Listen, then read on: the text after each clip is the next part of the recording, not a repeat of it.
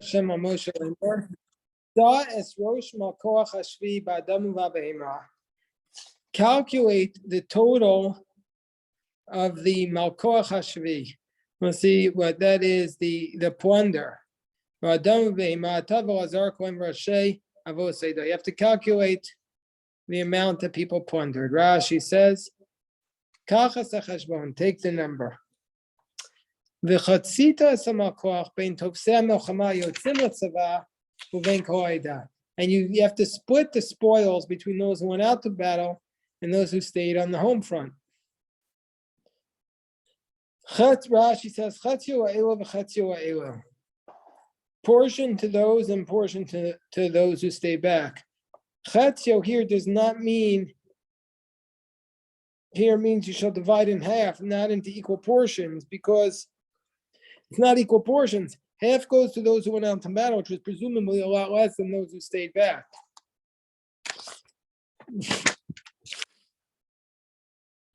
Okay.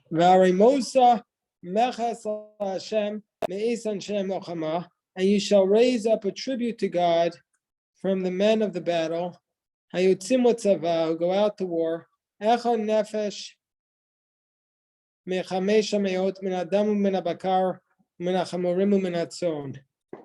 So you shall lift up a tax to God.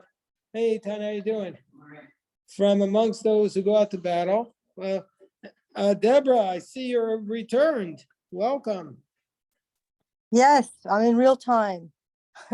When did you get in? This morning.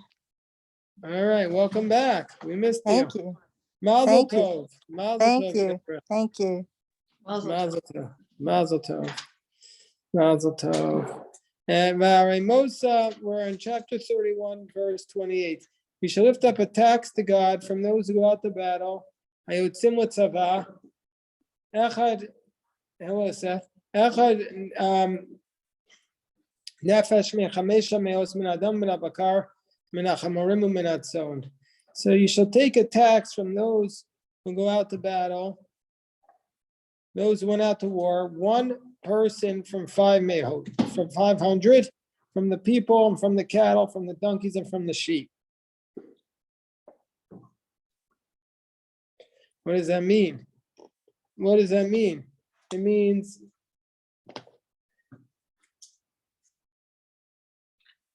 meaning they have to give 1/500th as a tax from the cattle, 1/500th from the people, from the donkeys, from the flock.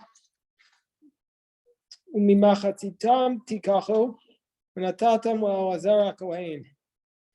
you shall take it from their half and give it to Elazar the Kohen, Trumas Hashem, as a portion to God. Do you understand this, Ian? Not really, I'm a little confused. There's 1 out of 500 goes as a tax to who? To the people that weren't at war, or to the Beit HaMikdash? It says it goes Mechas La Hashem. It says a tax to God. What does Rabbi Steinsaltz say? How does he translate it? To separate the levy to the Lord from the men of the war that go out to the army by the ratio of 1 to 500 from the persons, from the cattle. There's no additional commentary. There's no extra.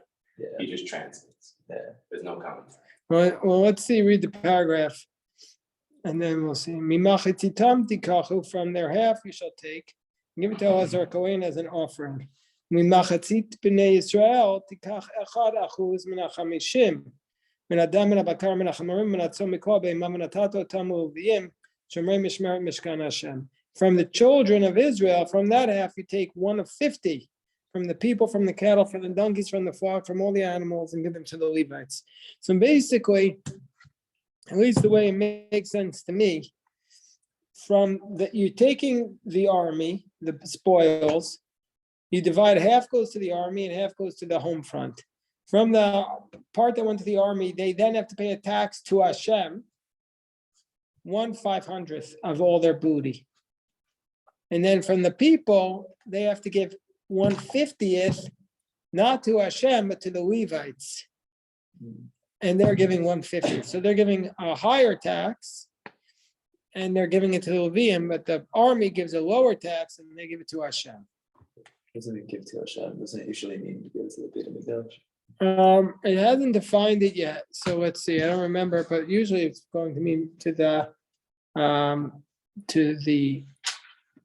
either to the Kohanim, but here it can't be to the Kohanim, so it's going to be. Yeah, it says. We're going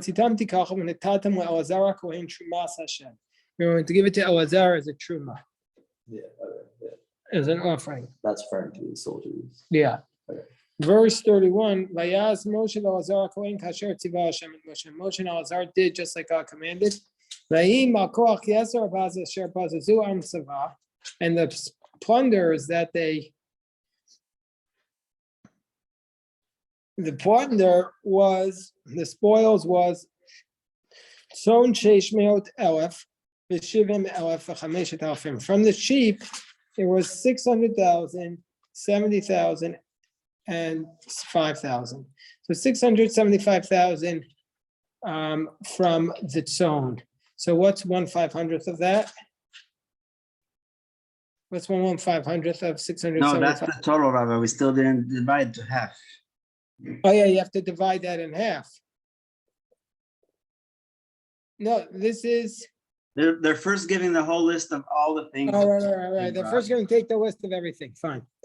Uvakar shnayim v'shivim elef, and the cattle was 72,000. V'chamarim echad v'shishim elef, and the donkeys was 61,000. V'nefesh adam and anashim asher lo yadu mishkav zachar kol nefesh shnayim l'shoshim elef, and the number of women that had not been with a man were 32,000. Atiyah mechza chel kayotzim b'tzava, and so then the half that went out to the army. So we have to go back and do the Rashi, but first let's read this to make a little bit more sense. The half that went out to the army, misparat son shloshim elef v'shloshim elef. So from the sheep, half of that was 337,500. So they have to give 500% from that. I mean, 1/500th. So the army is giving to Elazar 675 sheep. V'abakar shisha u'shloshim elef u'machsam Hashem shnayim v'shivim. So their half of the cattle was 36,000, and the tribute to Hashem was 72 cattle. V'chamarim shloshim elef v'chamesh me'ot u'machsam Hashem echad v'shishim. Was 61 was what they gave to Elazar. V'nefesh adam shisha asar elef, and their portion of the women was 16,000. U'mechsam Hashem shnayim u'shloshim nefesh. They had to give 32 women to Elazar. What was Elazar doing with the women? What's the end goal? Presumably he could sell them as slaves. I don't know what he did with them. I don't know. Moshe, what?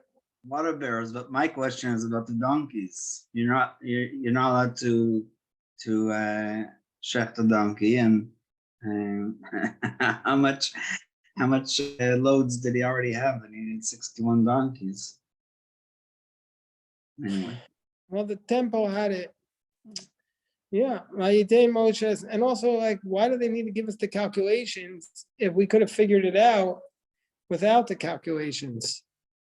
okay, We know. so- About how many people had math education beyond adding during the time of the. No, I mean, they could assume that we could figure, I mean, you think that they couldn't figure it out? And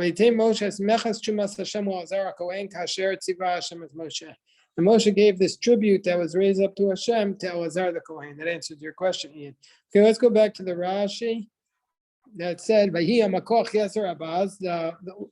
the plunder beyond the spoils was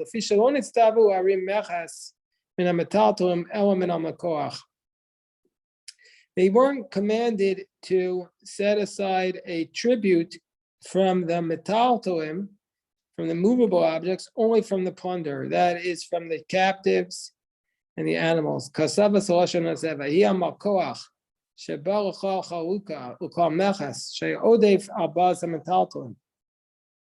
This is above the spoils that they took. Meaning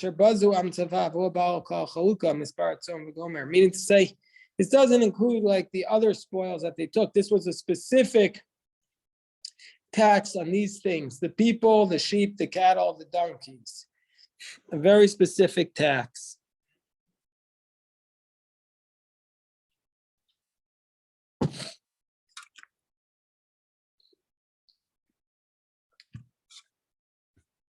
Okay, so now Pasuk Mem Beis Mimachatzis b'nei Yisrael asher chatza Moshe min ha'anashim atzovim, and from the portion of the children of Israel that Moshe divided up from the men who went out to serve. Matim mechatzat ha'edah min hatzon. Here it's exactly the same Eitan, so we could have figured out before. Could have just told us their percentage is 1/50th, and we know that they're dealing with exactly half. And by the way, how come none of these were on numbers? How's that even possible? I mean, I think for the whole division and multiplication thing, Torah is supposed to be accessible to everyone. So like if you can read, you might not be able to do like my students can't do this kind of math, even though they can read. If you think about Yeah, but I'm saying, but we already know what half was. They just told us what half was. They just told us the half, so they're just telling it to us again. Bakar Shishal Shoshim Elef, and the cattle, their half was 63,000. Chamarim Shoshim Elef v'chamesh meosh, and the donkeys were 30,500. Nefesh Adam Shisha Sar Elef, and the people, the women, were 16,000. ויקח משה ממחצית בני ישראל את האחוז האחוז מן החמישים מן האדם ומן הבהמה ויתן אותם הלוויים שומרים משמר משכן השם כאשר ציווה השם את משה. And Moshe took the half of Bnei Israel, the percentage 1/50th from the people and the animals. They gave them to the Leviim who were guarding the Mishkan just like God commanded. Let's see what Rashi says. מחצית בני ישראל אשר חצה והעדה והוציאו להם מן האנשים הצלבים. I don't know what Rashi's adding here.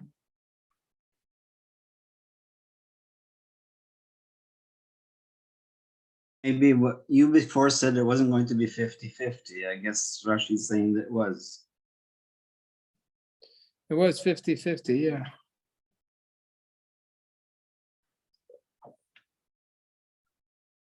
Okay, so Now, It's not a fair calculation, but that's yeah. what, that's. This is, I was listening last night to a very interesting talk about Nechama Leibowitz. And they said that she like almost made famous the phrase, what's bothering Rashi? And the question is, what's bothering Rashi? I learned a lot about Nechama Leibowitz. Sometimes her great nephew studies with us. You know that she married her uncle? Did you know that? And he was 30 years older than her at the time. Very interesting. What? She only married him so there won't be yichud. It wasn't for her. Taking care of him? Yeah. And she just married him so she could take care of him. Yeah. Is that what you heard? That's what I was told by my teachers. Yeah. Wow. Was he ill? He was much older. That's what Rabbi just said, that he was 30 years older than her. And she never had children.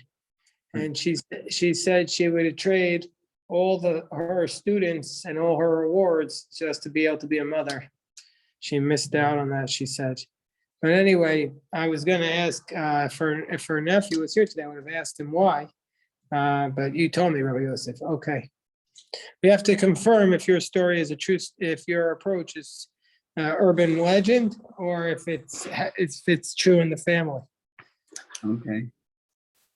Okay. Vayikrevu El Moshe Hapkudim Asher Alfei Tzava. So they came close to Moshe, the officers of the thousands in the army, Sarei Alafim Sarei Ameot, the officers of the thousands, the officers of the 100. Vayomru al Moshe, and they said to Moshe, okay, Hapakudim, Hamamunim, those who were appointed. And they said to Moshe, Avadecha nasu es rosh anshe milchama. Your servants counted they took a census of the people who went out to the battle. Asher biyadenu. V'lo nifkad mimenu ish. We're not missing even one man. Rashi says lo nifkad means lo nechsar. We're not missing even one man. And then Rashi tells us all the places where that word lo nifkad means lo nechsar in the Bible. V'nakrevet karban Hashem ish asher matzah. So now we have a separate tribute which was given by the officers. So Ish Hashem, so Vanakrevet Karban Hashem, they brought an offering to God. Ish Hashem Matzah Kli Zahav et Tzadav et Tzamid Tabat Agil v'Kumaz l'Chaper al Nafshotein l'Fnei Hashem.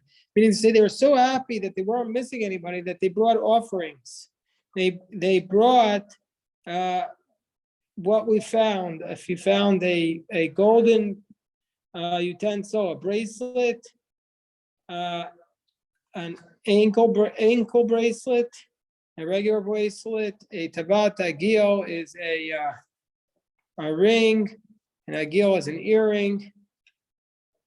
Kumaz, that's a we'll see what Rashi says about all these things. We'll see what Rashi says. That's a regal. That's a bracelet of the foot. Samid, that's shalya. That's a bracelet of the hand. Tabat, Rashi doesn't translate, but he says agil is nizmei ozen, earrings. And kumaz, Rashi says tefus shal beit rechem. This was a kind of, they used to have what in Middle Ages they called it like a chastity belt. They would place like ornamental jewelry down in the privates of the women. L'chaper, to atone, they need to atone for their improper thoughts about the daughters of the Midianites. And Moshe and Elazar, the Kohen, took the gold from them, all their utensils, all the golden utensils. And all the gold that was offered was Shisha. So they gave all the gold. They didn't hold anything back. They gave a percentage of everything else, but the gold, they gave it all. How much did they give? Shisha Asar Elef Shvameot v'Chamishim shekel. 16,750 shekel from the Sarei Alafim and the Sarei Meot, from the officers. You see, I don't know if you're following what's going on in Israel today, that right now they're having a discussion. There are 200 people in the Air Force that they won't serve. This is like, I never in my lifetime remembered such a thing. Like if 200 people don't serve in the Air Force, Israel is not the United States Army. There's not 200,000 people in their army. It will shut it down. It's a big concern. So what happened now? These officers gave their money. And how much was it? They gave, hello, Eliezer. Vayikach Moshe ve'Elazar Kohen. Anshe Atzava bazazu ish lo. The men of the army, each man took spoils from. Wait. I skipped a pasuk. Vayikol zav v'truma sharimu Hashem shisha asar elaf shvameot chamishim shekel meitzar alfim meitzar. How much did all these officers give? 16,750. Anshe Atzava bazazu ish lo. The men of the army, each man took the spoils for himself. What does that mean? It means only the officers gave the gold, but if it was the people in the army, they got gold, they got to keep it. Vayikach Moshe ve'Elazar Kohen et hazahav meitzarei alfim v'ameot vayaviu to ha'ol moed zikaron fnei Yisrael v'fnei Hashem. It's very interesting. What did they do with this gold? Moshe and Elazar Kohen took the gold from these officers. They brought it to the tent as a remembrance before the children of Israel before God. So where is it? What happened to it? The temple got it. So the officers took all their gold and gave it to the temple. But the army didn't do that. They got to keep it. I have a question that's not like specific to this verse, but it's been bothering me for the whole, like. Yeah. What is the difference between Ish and Zachar when we use those two words? Because they both mean man, but like what is the? I think Zachar means a male and Ish means a man. Okay. So that's the difference. But you're right, sometimes they've used interchangeably, so I'm not sure. Now we have a very, very interesting scene. Mikne Rav Hayal of Reuben of Gad Atzuma. Reuben and Gad had a lot of cattle. It's very great. Vayiru at Eretz Yazer, at Eretz Gilad, Vinei Makom Makom Mikneh. And the place was a place of cattle. Just so you know, I put into chat GPT, give me a Dvar Torah this week about power. I would just like to see what they come up with. Sometimes I say, give me a Dvar Torah that Shmuel Herzfeld would say about this parasha. Sometimes they do that, and they do better ones than I would say. But they get my cadence down perfectly. Anyway, so I say, give me a Dvar Torah about Parashas Matos, and they said that it teaches us. This is what ChatGPT said. Even though you have a goal, if you get something beautiful before you get to goal, that's also okay. You don't have to go to the final destination. So Reuben and Gad, they found something before they got to their final destination, and that's okay. That's okay. That's what they said. I don't know. They don't cite a source. They didn't cite me a source, but that's what they said. ChatGPT doesn't cite sources, but they have very nice ideas. So that was their idea. Okay. So Reuben and Gad had a lot of cattle. So they came to Moses and they said, Atarot v'divon, v'yazer v'nimar v'cheshbon v'olelu v'sfam v'vo v'on. Haaretz asher hika Hashem v'nei adat Yisrael eretz mikneh hi v'avadecha mikneh. He said, look, this land that they smote, it's a land for livestock, and we have a lot of livestock. So Rashi says, Atarot tivon me'eretz Sichon v'og. These were lands of Sichon and Og. And they said, listen, it's perfect for us. We're good. We don't need to go into Canaan. Now, you would have expected, if you had to predict the next part of the story, it's kind of like, I'm a little surprised that God says, okay, that's good. You don't have to come. But I guess we wouldn't be here in DC if God said you have to come. It's like being realistic that you could stay outside of the land and still support your land, still support your brethren. Yeah. Verse 5. They said,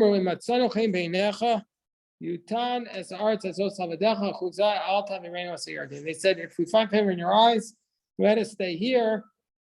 We don't want to cross over the Jordan.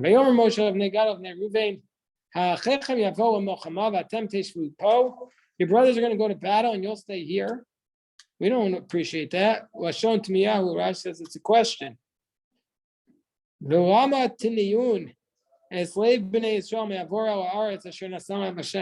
Why? You're also negative energy. Why are you going to dissuade the hearts of the children of Israel from crossing over the land? Rashi says, Tasiru v'tamniu libam. Why do you remove and hold back their heart from crossing? The